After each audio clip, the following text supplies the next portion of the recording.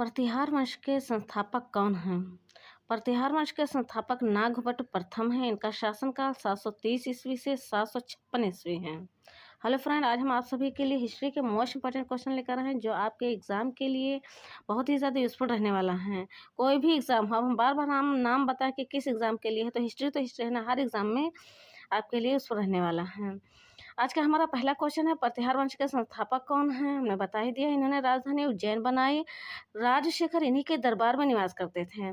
प्रतिहार वंश कई वंशों ने शासन किया है। नागभट्ट प्रथम वत्सराज और नागभट्ट द्वितीय मिहिर भोज महेंद्रपाल। नागभट्ट द्वितीय का शासनकाल है 805 ईस्वी से 833 ईस्वी। मिहिर भोज का शासनकाल है 836 ईस्वी से 882 ईस्वी। महेंद्रपाल का शासनकाल है 885 ईस्वी से 910 ईस्वी। इसमें सबका नाम आपको याद रखना है, क्योंकि इसमें किसी एक का नाम देख के पूछ सकते हैं कि किस वंश से इनका संबंध है। संगम साहित्य में किसका उल्लेख है? संगम साहित्य में चोल, चेर और पांड्य राज्यों के इतिहास की जानकारी मिलती है। चोल क्या होता है? कारोमंडल तट है। चेर केरल है और पांड्य यानी दक्षिण छोर है। इसमें इन राज्यों के इतिहास की जानकारी मिलती है। और संगम साहित्य है, ये तमिल भाषा में प्रथम शताब्दी में लिखा गया है। किस भाषा में लिखा गया है? देखिए, एक एक लाइन में क्वेश्चन अलग से भी बनता है, एक्स्ट्रा बनता है कि संगम साहित्य किस भाषा में लिखा गया है। तमिल भाषा में लिखा गया है। किस शताब्दी में लिखा गया है? प्रथम शताब्दी में लिखा गया है। इसमें इन राज्यों के जीवन एवं उनके संस्कृति का पता चलता है। फाहियान किसके शासन काल में भारत आया था? फाहियान एक विदेशी यात्री है। ये चंद्रगुप्त विक्रमादित्य के शासनकाल में भारत आया था। और हुएनसांग किसके शासनकाल में भारत आया था? हुएनसांग हर्षवर्धन के शासनकाल में भारत आया था। और इन्होंने हर्षवर्धन के बारे में लिखा है कि मैंने भारत जैसा कोई देश नहीं देखा है, और भारत जैसा जो देश है वो हर्ष जैसे शासक की वजह से ही इतना अच्छा बना है। नेक्स्ट क्वेश्चन है हमारा, सुमेलित कीजिए। एक तरफ स्तंभ का दिए हुए हैं, एक तरफ स्तंभ खा दिए हुए हैं। स्तंभ का में कुछ महापुरुषों के नाम है, स्तंभ खा में कुछ उनके रचय मतलब उनके पुस्तकें हैं। कालिदास ने इसमें क्या बनाया है? अभिज्ञान शाकुंतलम, यानी का 2। वराह मिहिर गुरुत्वाकर्षण बल। आर्यभट्ट है पृथ्वी का सूर्य का चक्कर लगाना। शूद्रक है मृच्छ कटिकम। विशाखा दत्त है मुद्रा राक्षस।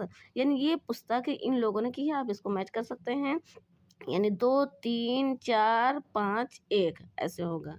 ठीक है, अब इसमें किसी एक का नाम दे देंगे, उसको ट्रू एंड फॉल्स में पूछ देंगे कि आर्यभट्ट की पुस्तक क्या है, ठीक है, या वराह मिहिर ने ये चीज़ बनाया, क्या बना है। नेक्स्ट क्वेश्चन हमारा, रैयते आला की उपाधि किस शासक ने धारण की? रैयते आला, इससे पहले के शासक सुल्तान की उपाधि धारण करते थे।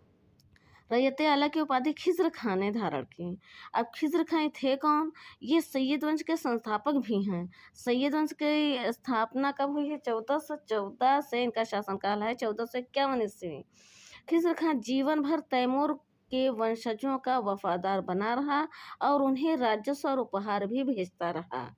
कौन? खिज्र खां। ये सैयद वंश के संस्थापक भी हैं और जीवन पर्यंत ये तैमूर का वफादार बना रहा और उन्हें उपहार भी भेजता रहा। 6th क्वेश्चन है हमारा, शेषा सूरी के समय में परगना के मुखिया को क्या कहा जाता था? शेषा सूरी के समय परगना के मुखिया को शिकदार कहा जाता था। अब परगना क्या होता था?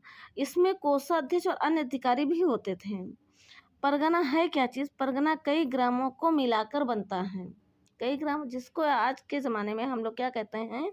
ब्लॉक कहते हैं। कई ग्रामों को मिलाकर ब्लॉक बनता है ना, तो उसी को उस ज़माने में परगना कहा जाता था। इसका जो मुखिया होता था उसे शिकदार कहते थे। आइए हम और भी जान लेते हैं कि सबसे पहले हमारा होता था केंद्रीय प्रशासन, यानी केंद्र। इसके मुखिया को क्या कहा जाता था? सरकार का सुल्तान कहा जाता था। सॉरी, केंद्र के मुखिया को सुल्तान कहा जाता था। प्रांतीय प्रशासन यानी सूबे के मुखिया को सूबेदार कहा जाता था। प्रांतीय यानी राज्य है ना, इसके मुखिया को सूबेदार कहा जाता था।